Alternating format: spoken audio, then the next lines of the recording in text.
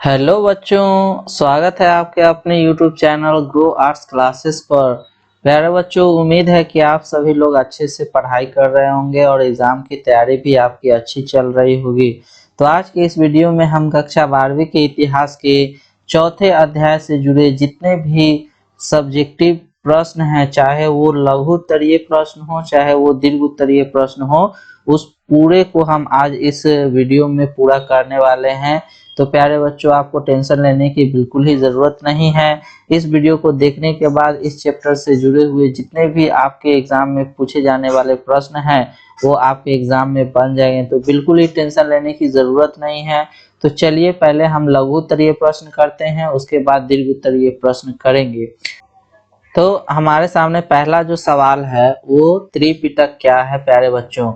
तो प्यारे बच्चों, आपने मेरा नोट्स वाला क्लास नहीं देखा होगा तो उसे आप जा करके देख लें, ताकि आपको क्वेश्चन आंसर वाला जो वीडियो है वो आपको अच्छे से समझ आ जाए प्यारे बच्चों। ठीक है, तो पहला क्वेश्चन है कि त्रिपिटक क्या है। तो मैंने बताया था कि बुद्ध के उपदेशों एवं बौद्ध धर्म से संबंधित ज्ञान के पिटारे को त्रिपिटक कहते हैं। और ये त्रिपिटक की संख्या 3 है। पहला विनय पिटक, दूसरा सूत पिटक और तीसरा जो है अभिधम्म पिटक।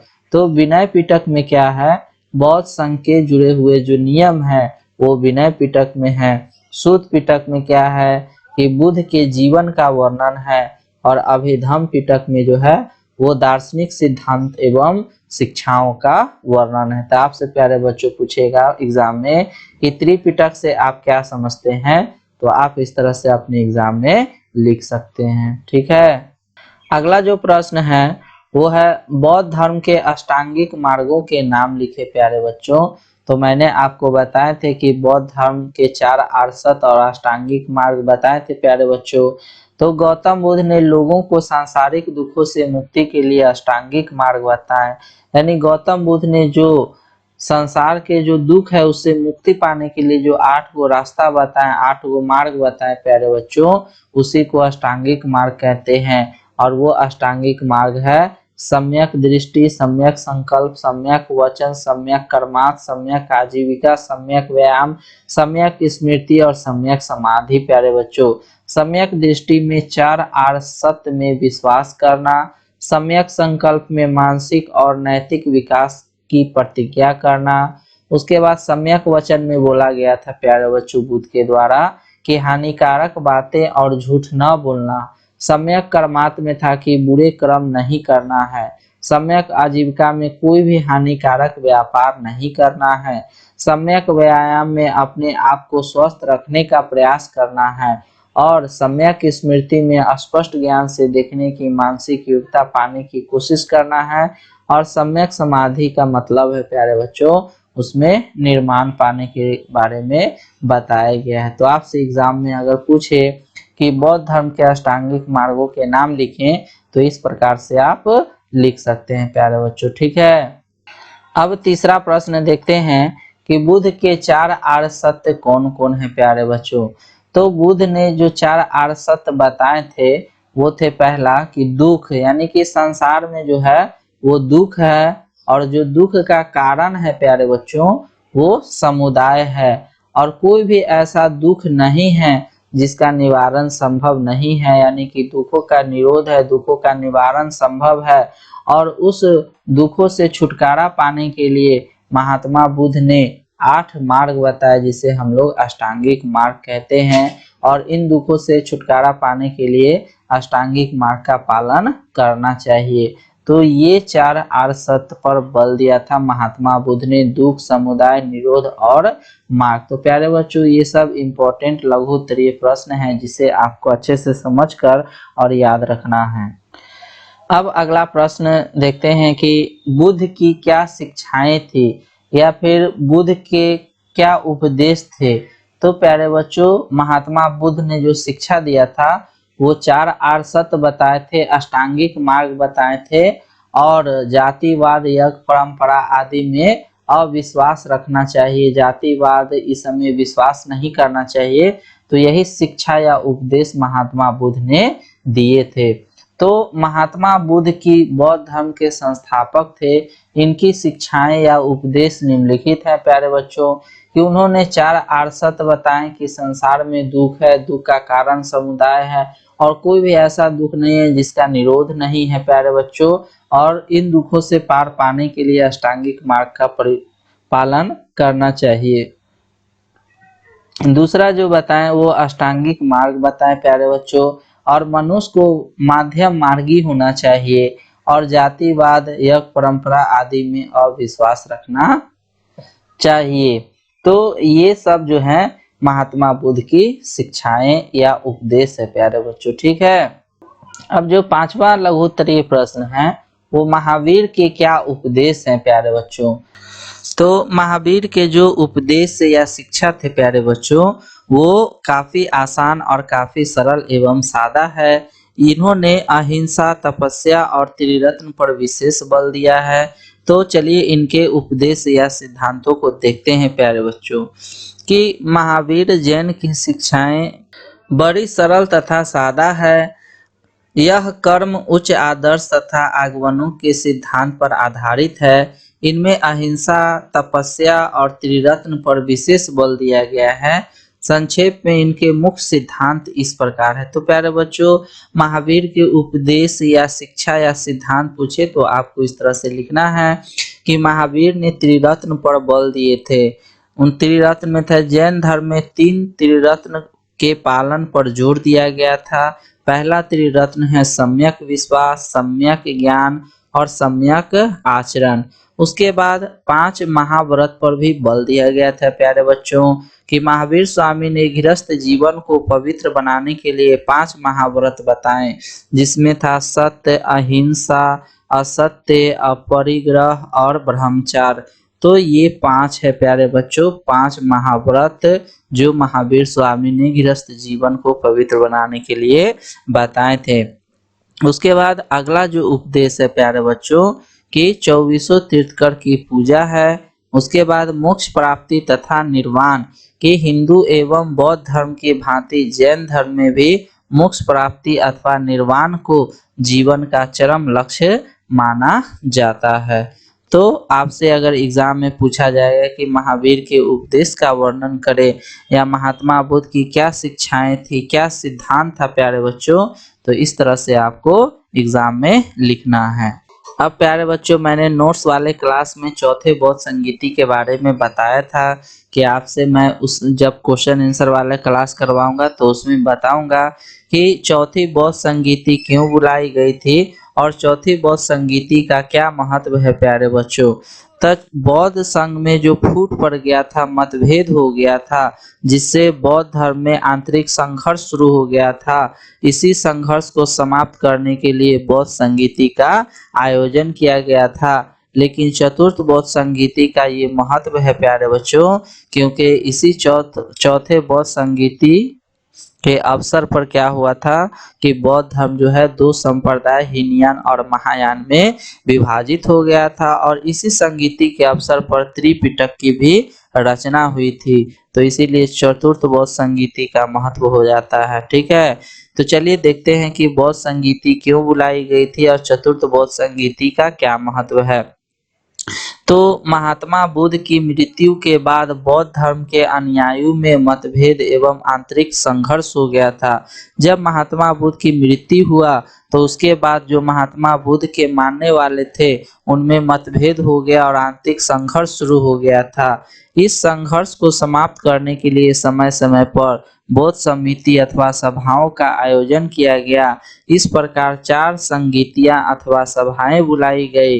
इनमें चतुर्थ बौद्ध संगीति जिसका आयोजन जो हुआ वो कनिष्क के शासनकाल में कश्मीर के कुंडलवन बिहार में बुलाया गया था प्यारे बच्चों, सर्वाधिक महत्वपूर्ण है ये। इस संगीति के सभापति महान बौद्ध विद्वान अश्वघोष थे।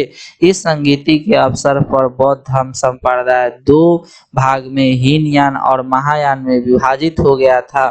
इस संगीति के अवसर पर त्रिपिटक भाष्य भी लिखे गए प्यारे बच्चों, ठीक है। तो आपसे अगर एग्जाम में क्वेश्चन पूछा जाएगा कि बौद्ध संगीति क्यों बुलाई गई, चतुर्थ बौद्ध संगीति का क्या महत्व है, तो इस प्रकार से आप अपने क्वेश्चन का आंसर लिख सकते हैं ताकि आपको अच्छा से अच्छा नंबर आ सके प्यारे बच्चों। ठीक है। अब अगला जो प्रश्न है वो सांची के स्तूप पर एक संक्षिप्त टिप्पणी लिखना है।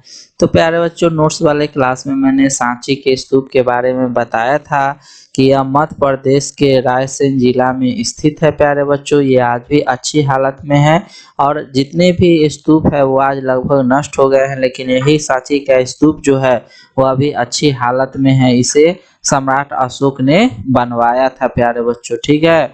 तो चलिए सांची के स्तूप पर संक्षिप्त टिप्पणी देखते हैं कि सांची का स्तूप विश्व के प्रमुख सांस्कृतिक धरोहरों में से एक है। यह स्तूप मध्य प्रदेश के ऐतिहासिक नगरी विदिशा के समीप सांची की पहाड़ी पर स्थित है। यह स्तूप आज भी अच्छी हालत में है, जबकि अन्य करीब करीब जो है वो नष्ट हो गए हैं, खत्म हो गए हैं। इस महान स्तूप का निर्माण अशोक ने करवाया था।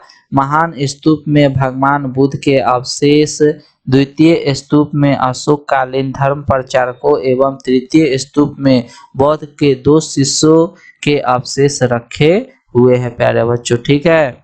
अब अगला क्वेश्चन है कि निर्वाण से आप क्या समझते हैं।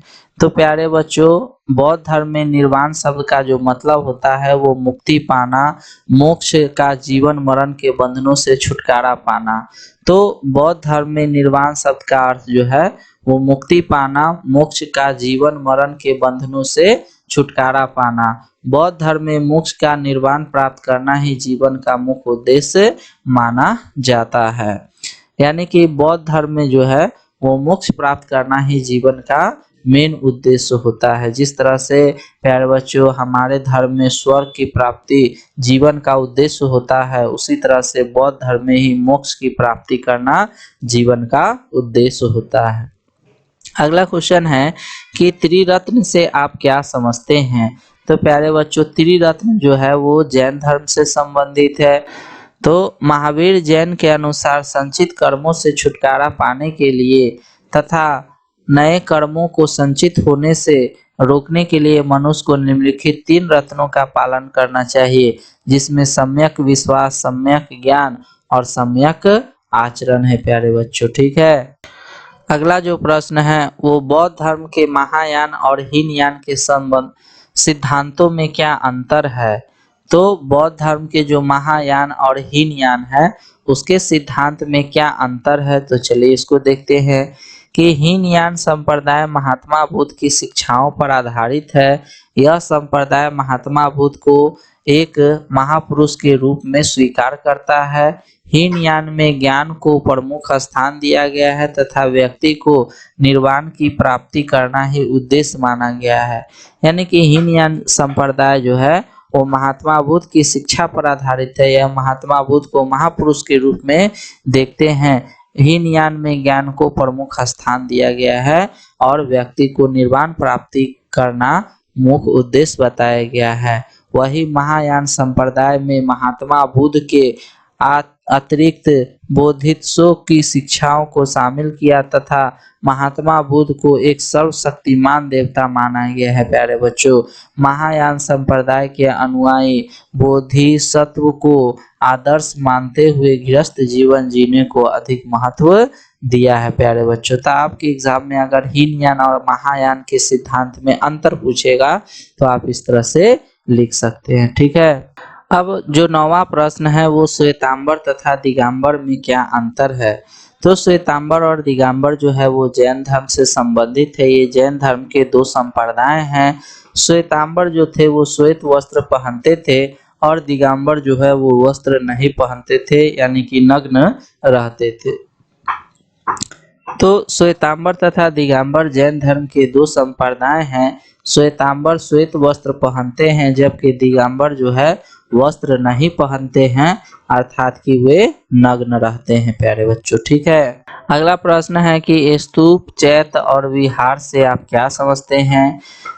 महात्मा बुद्ध के अस्थियों को अर्धगोलाकार के रूप में भवन बनाकर उसमें महात्मा बुद्ध के अवशेष को रखा गया है, तो उसे हम लोग स्तूप कहते हैं। और बौद्ध मंदिर को चैत्य के नाम से जानते हैं और बौद्ध मठों को विहार के नाम से जानते हैं। तो चलिए एक एक करके देख लेते हैं कि स्तूप क्या है। तो महात्मा बुद्ध के अस्थियों पर अर्धगोलाकार रूप से बने भवनों को स्तूप के नाम से जाना जाता है और बौद्ध मंदिरों को चैत्य के नाम से जाना जाता है और बौद्ध मठों को विहार कहा जाता है। तो आपके जो दीर्घ उत्तरीय प्रश्न में जो पहला क्वेश्चन है वो बौद्ध धर्म एवं जैन धर्म की तुलना करना है, यानी कि इसमें क्या समानताएं हैं क्या असमानताएं हैं दोनों में, वो हमें बताना है। तो अगर आपसे तुलना करने के लिए एग्जाम में क्वेश्चन पूछे तो आपको बौद्ध धर्म और जैन धर्म में समानता असमानता दोनों को बताना है, और जैन धर्म और बौद्ध धर्म में केवल समानताएं पूछे तो केवल आपको समानताएं ही लिखना है, और केवल असमानता पूछे तो आपको असमानताएं ही लिखना है प्यारे बच्चों, ठीक है। तो चलिए देखते हैं कि बौद्ध धर्म एवं जैन धर्म की तुलना हमें किस प्रकार से समानता असमानताओं के रूप में देखना है।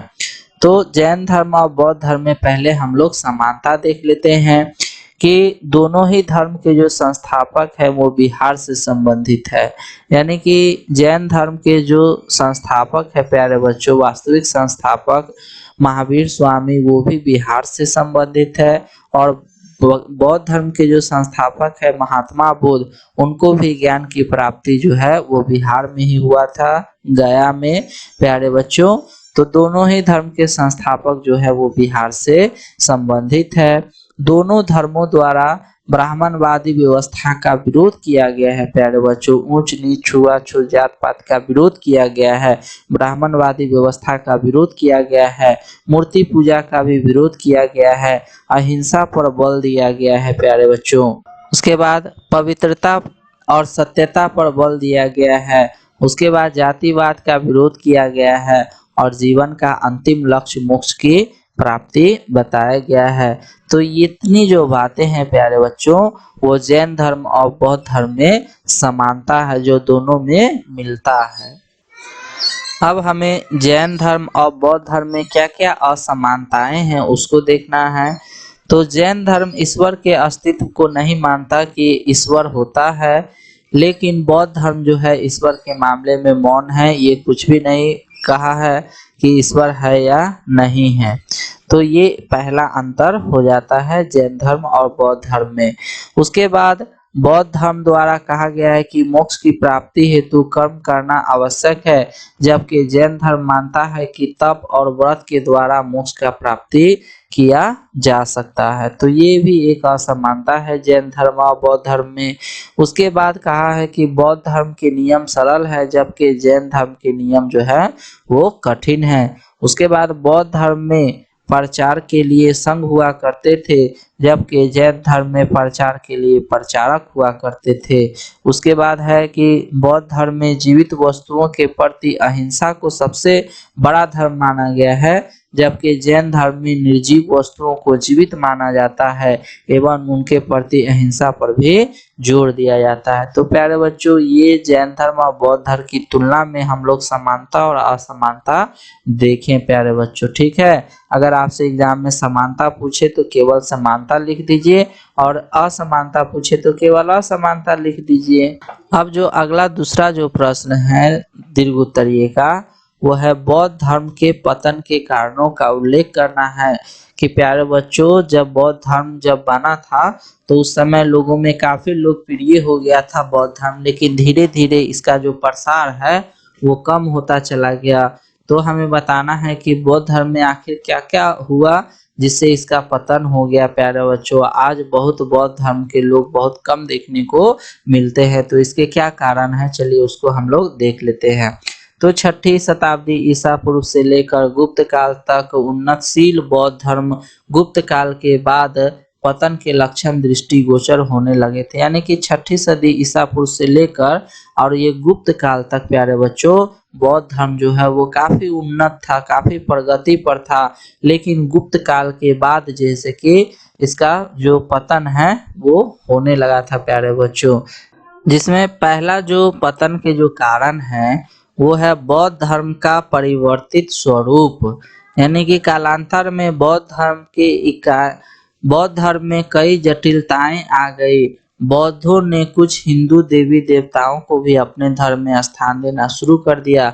इस प्रकार मूल स्वरूप में आए परिवर्तन में इसका पतन को बढ़ावा दिया। यानी कि बौद्ध धर्म में जो परिवर्तन हुआ प्यारे बच्चों, कुछ देवी देवताओं को भी अपने धर्म में स्थान देना चालू कर दिया बौद्ध धर्म, जिससे इसके मूल स्वरूप में आए परिवर्तन से प्यारे बच्चों बौद्ध धर्म का क्या होने लगा, परिवर्तित होने लगा, पतन होने लगा।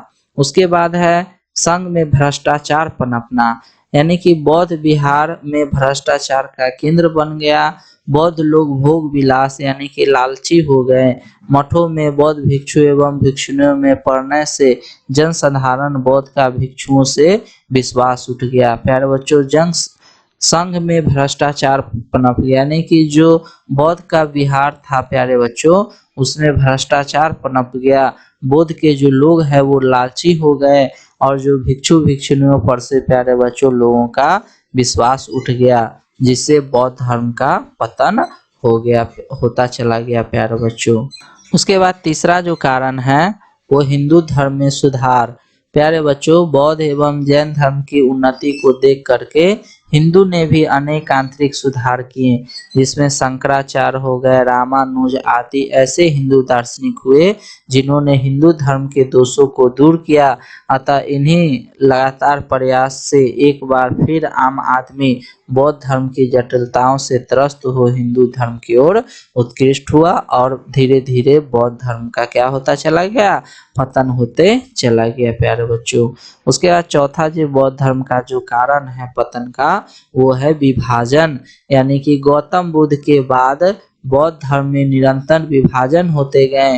हीनयान, महायान, वज्रयान आदि संप्रदायों की स्थापना से बौद्ध धर्म में मूल सिद्धांत लगभग भुला दिए गए। उसके बाद पांचवा जो कारण है वो राजकीय संरक्षक का अंत। जो राजा होते थे प्यारे बच्चों बौद्ध धर्म के मानने वाले, वो बौद्ध धर्म को काफी संरक्षण देते थे, लेकिन राजकीय संरक्षण का भी अंत हो गया, जिसके कारण बौद्ध धर्म जो है वो पतन की ओर अग्रसर हो गया। तो भारत में पाल वंश के अंत के साथ ही बौद्ध धर्म में राजकीय संरक्षण समाप्त हो गया। बौद्ध के अहिंसावादी सिद्धांत के कारण राजपूत राजाओं ने हिंदू धर्म से संरक्षण दिया। तो प्यारे बच्चों, ये सब आपके कारण हैं बौद्ध धर्म के पतन के। आपसे एग्जाम में पूछे तो आप इस तरह से लिख सकते हैं प्यारे बच्चों, ठीक है। अब प्यारे बच्चों, जो तीसरा क्वेश्चन है वो वैदिक काल में आश्रम व्यवस्था पर प्रकाश डालें कि वैदिक काल में आश्रम व्यवस्था का क्या प्रणाली था प्यारे बच्चों। तो वैदिक काल में वर्ण व्यवस्था के साथ आश्रम व्यवस्था भी भारतीय समाज का एक अंग बन गया था। मनुष्य के आयु को 100 वर्ष मानकर प्रत्येक आश्रम के लिए 25 वर्ष की समान अवस्था निश्चित की गई थी।